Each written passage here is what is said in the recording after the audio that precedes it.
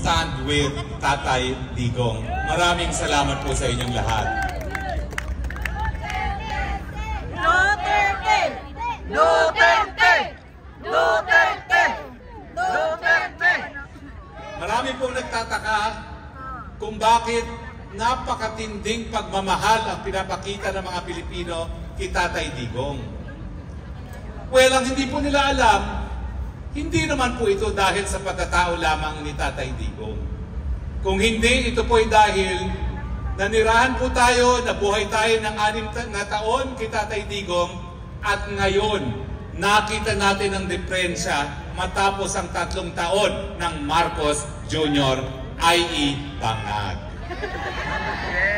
Kung dati-dati po, tinanghal ang ating ekonomiya na isa sa pinakamalago, hindi lang sa Asia, kung hindi sa buong mundo, ngayon, kinikilala bilang isa sa pinakapalpak na ekonomiya sa buong mundo.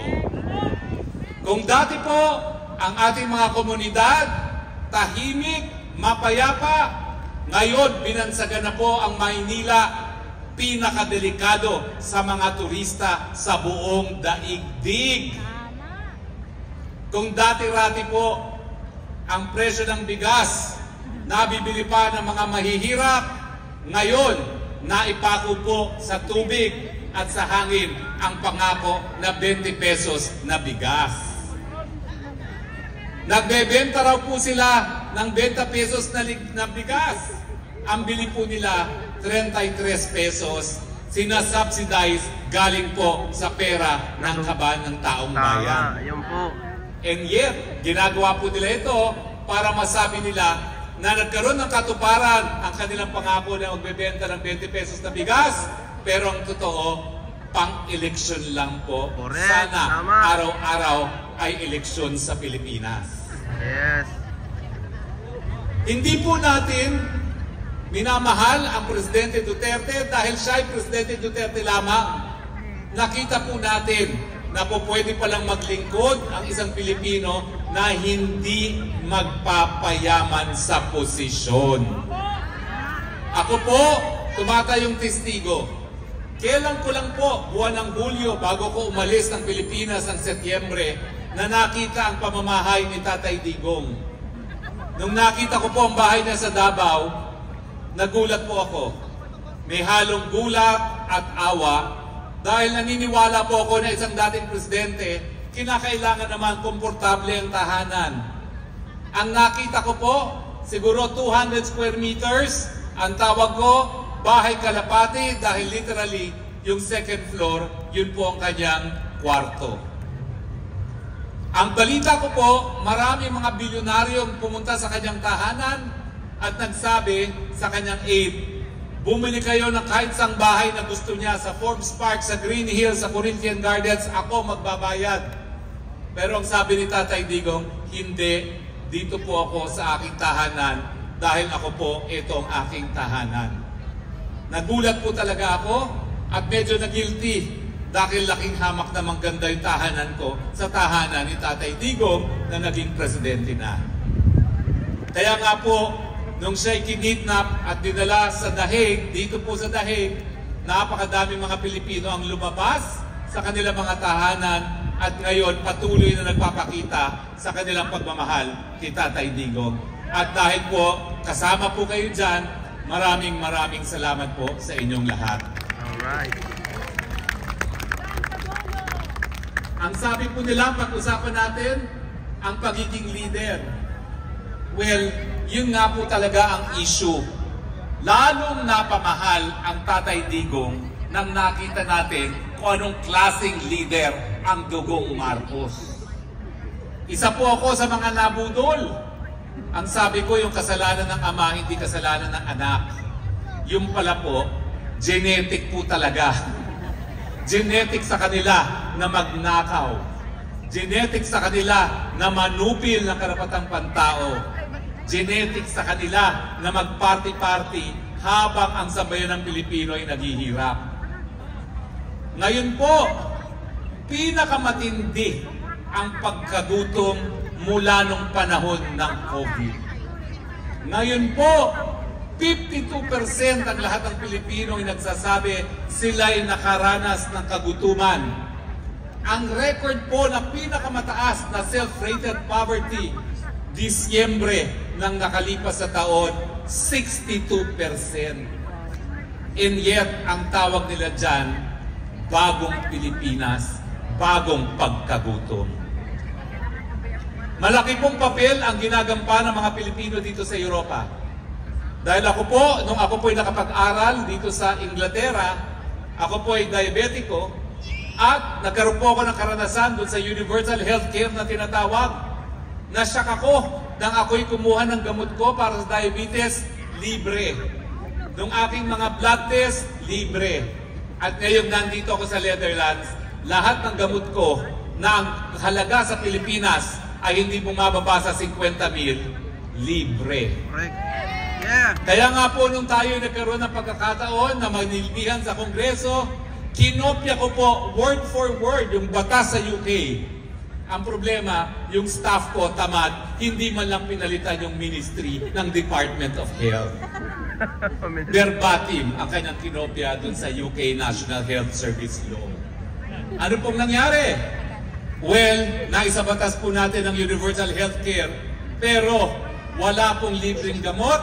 Sa katunayan, dumating po yung kaibigan kong si Chris Schneider. Siya po isang missionary ang tawag ay missionaries ng Servants to Asia's Urban Poor.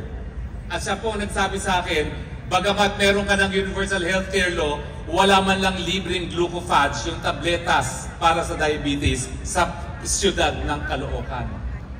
Nagtataka po ako, bakit ganyan? Naisabatas na, wala pa rin yung libreng gamot. Ngayon po nalaman natin kung anong ginawa nila.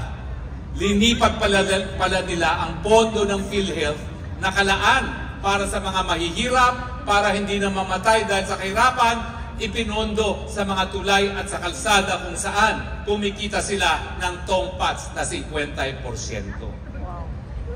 Yan po ang bagong Pilipinas. Ano pa pong nangyari?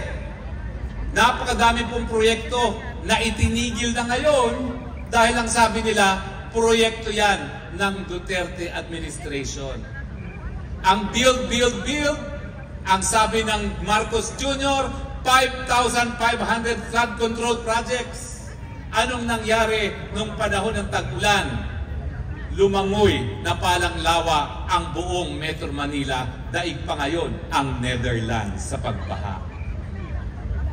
Yan po ang bagong Pilipinas. Kaya dun sa mga dayuhan na nagtataka kung bakit sa lahat ng putik na binato nila kay Duterte, bakit ang dami pa rin nagmamahal sa kanya? Dahil nung panahon po ni Duterte, nakita po namin ginamit ang pondo ng gobyerno para sa tunay na infrastruktura.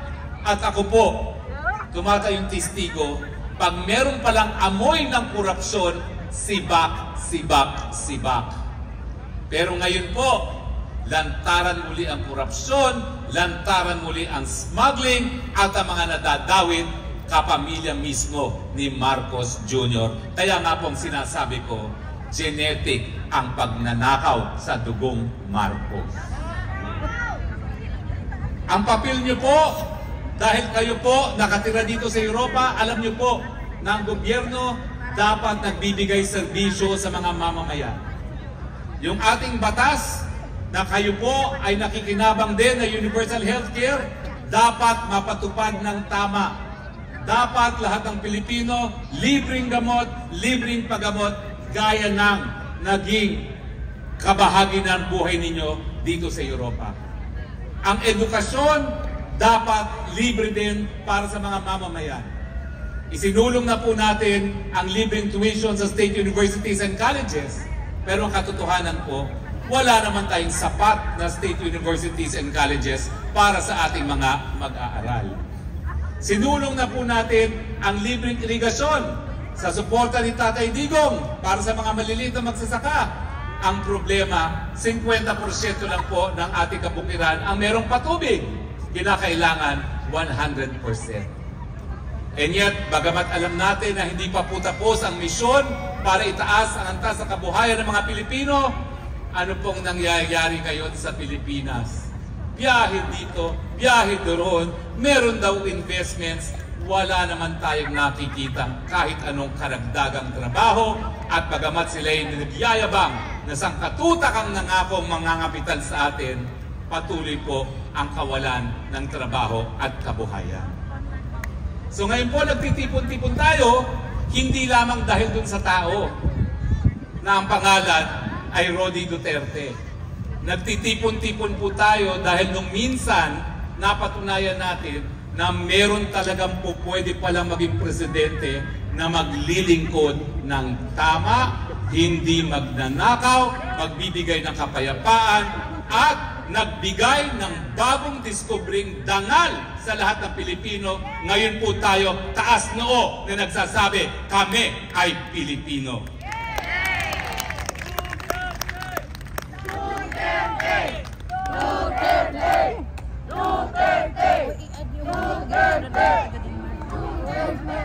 Naiinip na po ako at 45 days na po ang nakakalipas, nakakulong pa rin ang Tatay Digong. Kaya nga po ngayon, nag-iisip na ako ng kakaibang mga remedyo. Kayo po dito sa Europa at Netherlands, kayo po ay kinagagalak niyong sabihin, kayo ang bastion ng karapatang pantao. Pero bakit ang Tatay Digong kinidnap para madala sa ICC? Hindi sinunod ang Rome Statute na dapat iharap muna sa hukumang lokal na magarantiya ang kanyang karapatang pagtao. Bakit hanggang ngayon nakakulong pa rin sa kulungan ng Netherlands? Bring him home! Bring him home!